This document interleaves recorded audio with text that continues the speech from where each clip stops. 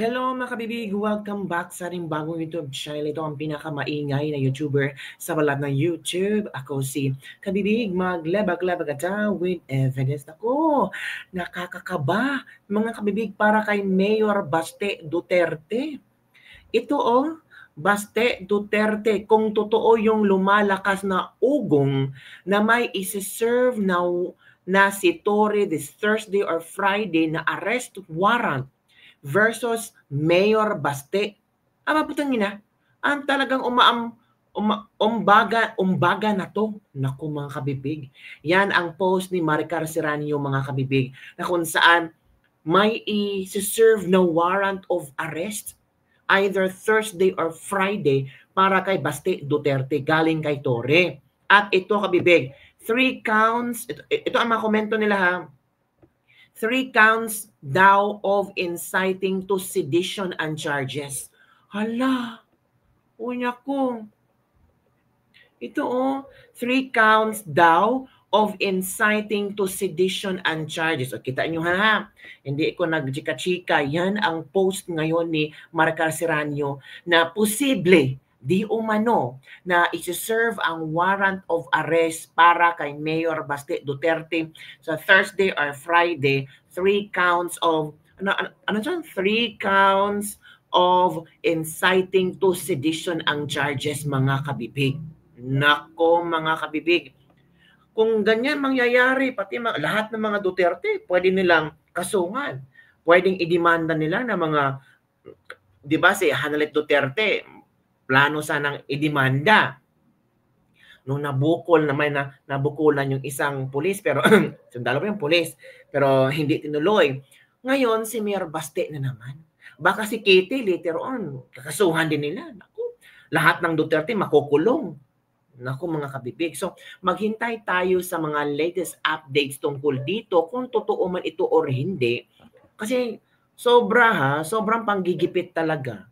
So, wala nang freedom to express their views kung ano ang pakiramdam ni Mayor Baste. So, mananahimik na lang siya. Hayaan na lang niya kung ano ang mangyari sa kanyang ama.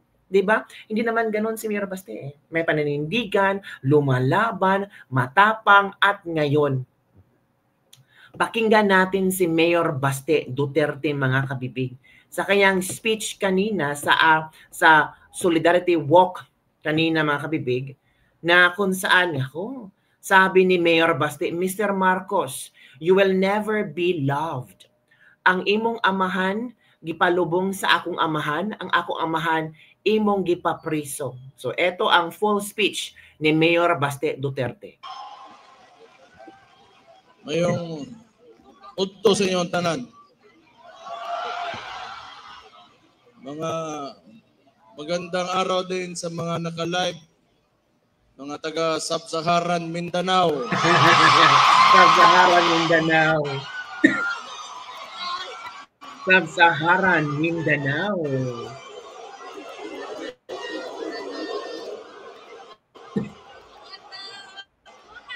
Diba mo, bago ko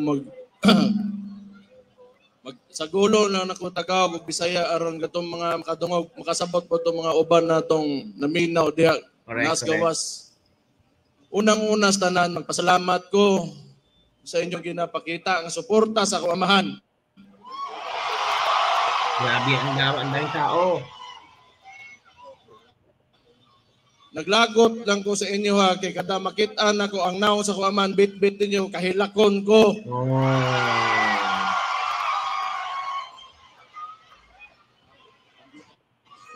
Mugara pod mo. Gusto ko magpasalamat sa tanang Pilipino sa tibuok kalibutan na nagapakita og suporta kay PRRD.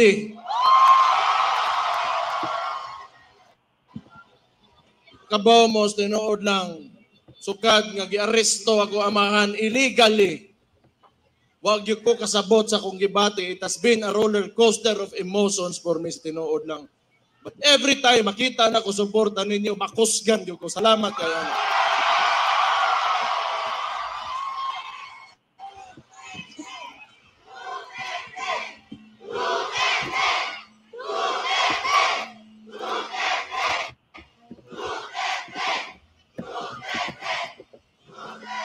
siguro gamiton ko ning nahimo kong Vice Mayor morning sa termino nako karon morning last na nako nga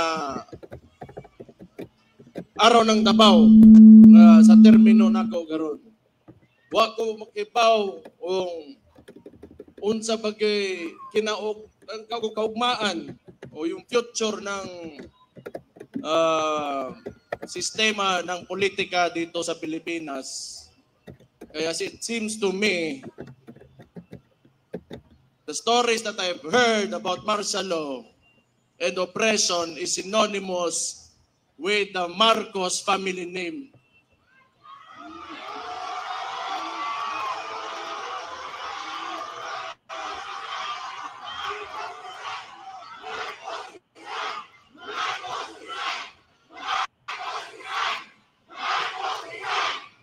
Marcos resign, mga kabibig.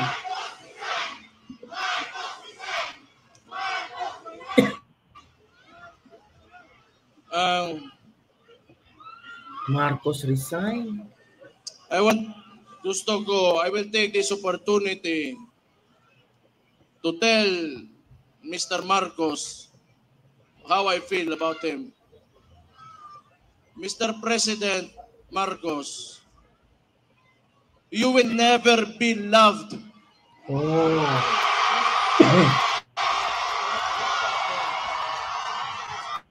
Especially to us who are calling out Rudy Duterte's name, you will never be loved, Mr. Marcos.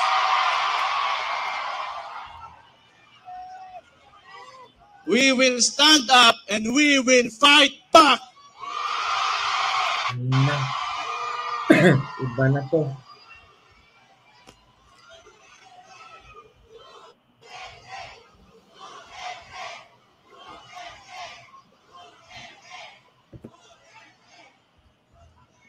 Kita mga taga Davao, ingon ani na siya. Labin na to mga dugdugay dire o niya kanang nituo sa plataporma o politika sa kuamahan. Nga ilang gikuha kaning administrasyon ni Marcos o si Bongbong Marcos mismo binigay niya sa ICC. Murag wala lang ato na lang murag walay nahimo ang atong pinalanggang amahan diri sa Tundak Bayan. Gibaw mo, di ko matingala gyud, tinuod lang. Di ko matingala. Nganong ingon ani karon kay because Rudy Duterte stood up for every anang mga traditional politicians di nila gusto nga kausaban aning nasura ni. Una along aning with Marcos o kani mga uban dering mga pagagnaw ng mga politiko. Magagnaw kapal mo.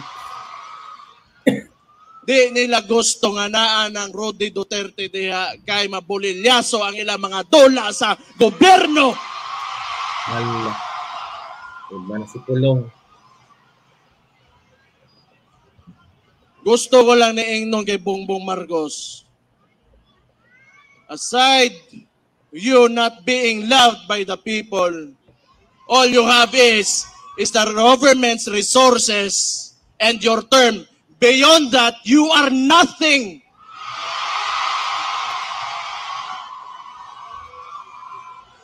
You are nothing, grabe. Kalimot oro ang putang ina. Merong kita'y nagtabang sa iya makalingkod sa diha karon siyang ginalingkuran.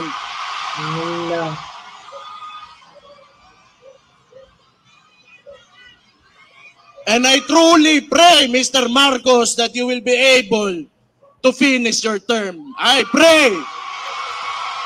Allah. Di ko ta matingala.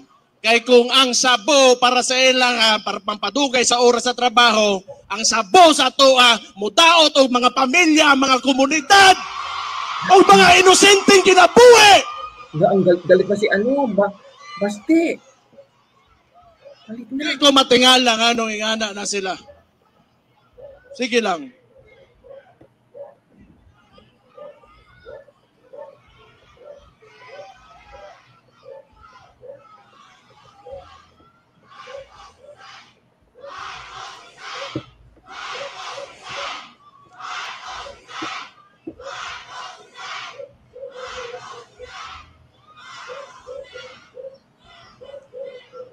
Iba mo,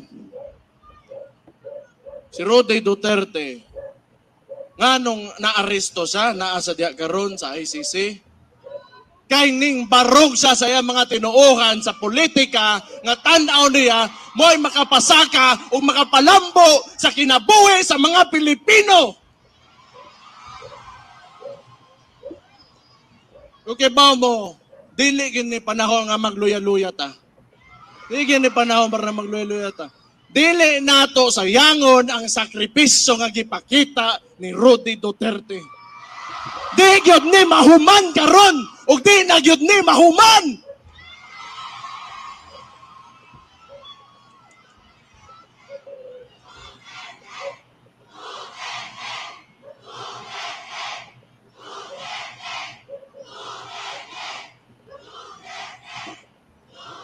Diba? Grabe si Pulong. Sige lang. Basta kita labi ng tong mga contemporaries na ko, some older and a little bit older than me, a little bit younger than me, kita gipadako ta ng mga dabawenyo. Dabawenyo, mapursigihon ang dabawenyo. Bikado ko maging presidente soon si Basti. Ang dabawenyo gusto kaayuhan. Ang dabawenyo gusto ka matuoran. Ang dabawenyo garboso. Mabuhay mong tanan.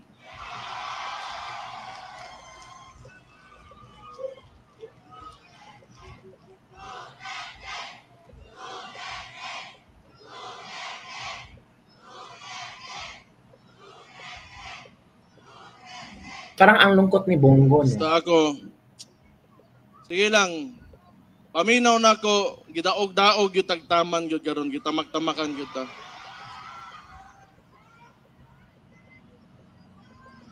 Kaya wala lagi mo, wala na yun kong podere, wala na. Di kung dili tungod sa inyo mo nang pasalamat na lang yun ko. Ako, usar ako kataw, anak ko sa ko amahan, pero dili ko gaingon ani mga istoryane, wa ko gaingon ani kay tungod anak ko, dabawin nyo, kundili kay tungod Pilipino ko nga nituo og usa ka presidente nga nangandoy nga makahimo sa nasod na kagustuhan o ganang makapahayag sa kaugmaon sa tanang Pilipino. Dili ni tungod kay atuan, dili ni. It's about us, the Filipino people. Unya, how a government treats his own. Iyang gipapreso. Dili na lang ko mo mention kay personal, pero ingnan na lang po nako, dari usbo nako. Last year, January, giingnan ta ka Marcos, wag kay utang ka bubuton. Ang imong amahan, gipalubong sa akong amahan, pero akong amahan, gipapreso nimo, putang ina ka. Halak.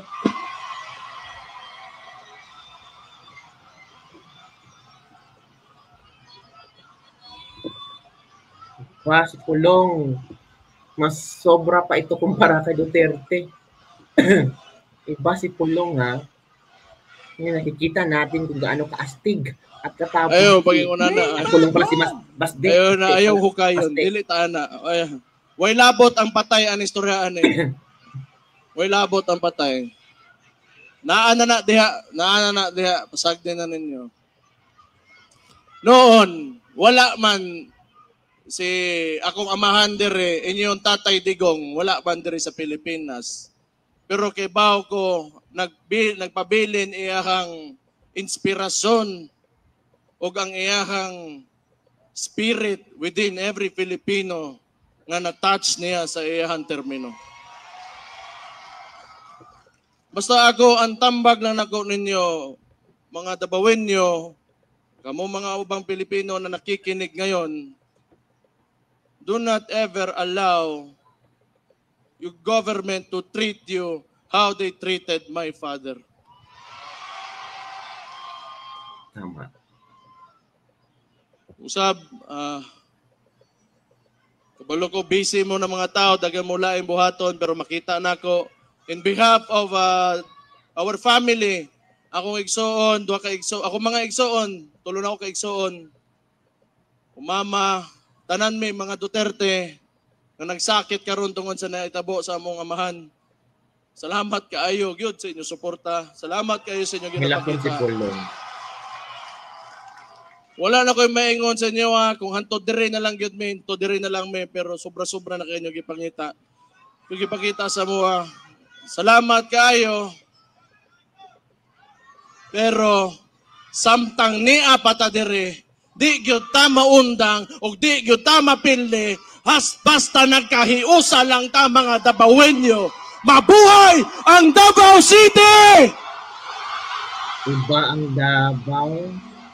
Mahirap kapag ginto. Mahirap ang iba ang Davao kabibig. Mahirap manalo ang alyansa ni BBM dito. Mahihirapan sila. So, yun lang kabibig. Totoo kaya na may warrant of arrest or arrest warrant si Baste Duterte galing kay Torre? Sabi ni Ms. Maricar Seriano. Pero baka chismis lang to mga kabibig. At 3 counts inciting to sedition daw ang kaso. Isi-serve daw either Thursday or Friday. Totoo kaya ito? So maghintay-hintay tayo sa mga updates kabibig kung mangyayari man yan. Another gulo na naman, di ba? So ipanalangin natin na sana hindi na, di ba? Kasi ang gulo na ng Pilipinas, maapektuhan ito ang ekonomiya. Yun po kabibig, don't forget to like, subscribe, and share this video. Bye everyone, see you next time.